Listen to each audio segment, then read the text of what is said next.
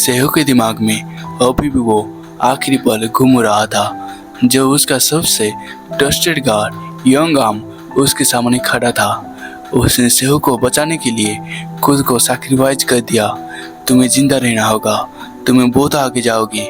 और उसके बाद सब खत्म हो गया। लेकिन इस बार सब कुछ अलग था। सेहो वापस आ चुका था पास्ट में, और इस बार उसने डिसाइड कर लिया वो अपने लोगों को मरने नहीं देगा। इसलिए वो सीधा निकल पड़ा एक डेंजरस मिशन पर, एक ऐसी मिरेकल मेडिसिन के लिए जो उसकी जान भी बचा सकती थी और फ्यूचर भी बदल सकती थी। उसकी बॉडी नॉर्मल नहीं थी, मिस्टीरियस ड्रैगन स्टार फिजिक्स थी, एक ऐसी कंडीशन जहाँ यीन एनर्जी इतनी ज़्यादा होती है कि धीरे धीरे इंसान को मार देती है। सॉल्यूशन सिर्फ एक ही था, और वो भी सिर्फ एक लिमिट एज में पॉसिबल था। इस बार सेहो लेट नहीं था। यंग आर्म कंफ्यूज था, लेकिन उसने बिना सवाल किए ट्रस्ट किया और फाइनली उन्हें वो मेडिसिन मिल गया। कुछ दिन बाद सेहो कम्प्लीटली चेंज हो चुका था। उसका बॉडी स्ट्रॉन्ग हो गया, एनर्जी बढ़ गई और उसकी प्रेजेंस भी अलग फील होने लगी। लोग नोटिस करने लगे ये वही यंग मास्टर है। लेकिन असली सरप्राइज अभी भी बाकी था। सेहो ने सिर्फ अपनी बॉडी नहीं, अपनी स्किल भी अपग्रेड कर ली थी। जो काम लोगों को घंटे लगते थे वो उसने सिर्फ कुछ ही वक्त में कंप्लीट कर दिया।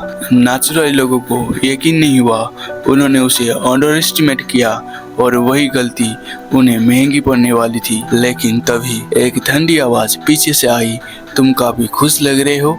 वो था उसका भाई जिनहू, जो उसकी पसंद नहीं करता था। उसके लिए सेहो अभी भी एक कमजोर बीमार लड़का था। सेहो चुप रहा क्योंकि उसे पता था अभी सबको प्रूव करना बाकी है। सेहो को सब याद था, कुछ ही दिनों में फाइनल्स पे मिलन में आग लगने वाली थी और ये कोई एक्सीडेंट नहीं, प्लान था।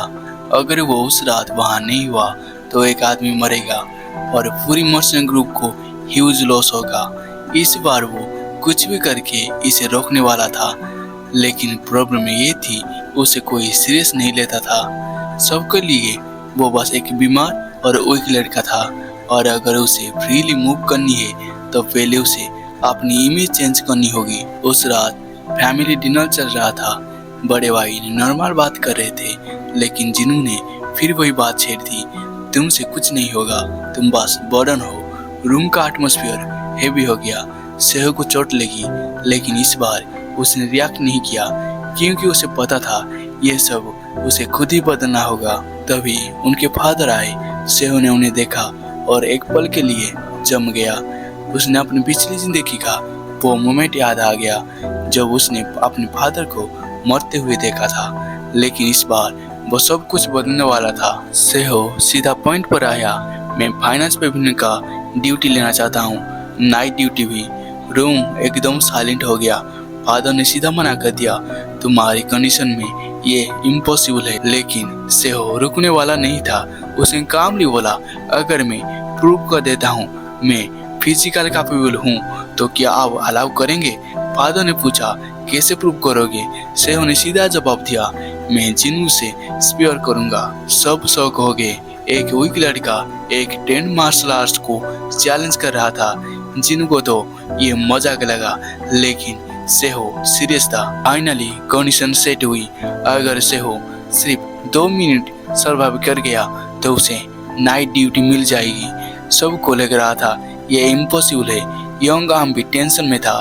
वो तो कुछ ही टाइम पहले तक प्रॉपरली चल भी नहीं पाता था। लेकिन सेहो के दिमाग में सिर्फ एक ही चीज चल रही थी, मुझे उस रात वहाँ होना ही है, चाहे कुछ भी हो जाए। और इस बार वो वही कमजोर लड़का नहीं था। स्पेयर शुरू होने वाले थे। सब लोग कॉन्फ्यूज थे, ये अचानक डील क्यों हो रहा है। लेकिन जिन्हों के लिए ये सिंपल था। आज वो सेहो को उसकी औकात दिखाने वाला था।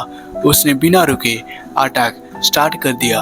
उसे लग रहा था ये फाइट 1 सेकंड में खत्म हो जाएगी, लेकिन अगले ही मोमेंट में सब लोग शॉक हो गए। सेहो बच गया। सिर्फ बच ही नहीं रहा था, वो हर अटैक डॉज कर रहा था।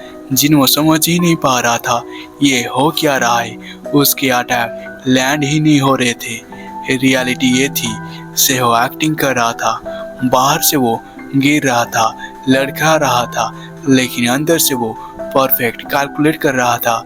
उसने अपनी स्पीड और मूवमेंट को हाइड किया हुआ था। सबको लग रहा था ये बस लकी है, लेकिन उसके फादर समझ गए थे ये लक नहीं, टैलेंटेड है, और सिर्फ टैलेंट नहीं, जीनियस लेवल टैलेंट है। सेहो जो पहले खुद से खड़ा भी नहीं हो पाता था, अब वो एक फास्ट मार्शल आर्टिस्ट के अगेंस्ट सरवाइव कर रहा था। जिन्हों के अंदर फ्रस्ट्रेशन बढ़ने लगा, क्यों मेरे अटैक लग नहीं रहे हैं। उसके दिमाग में एक डर भी आ गया, क्या ये मुझसे भी ज्यादा टैलेंटेड है, और यही से उसकी अंदर से इनसिक्योरिटी जग गई।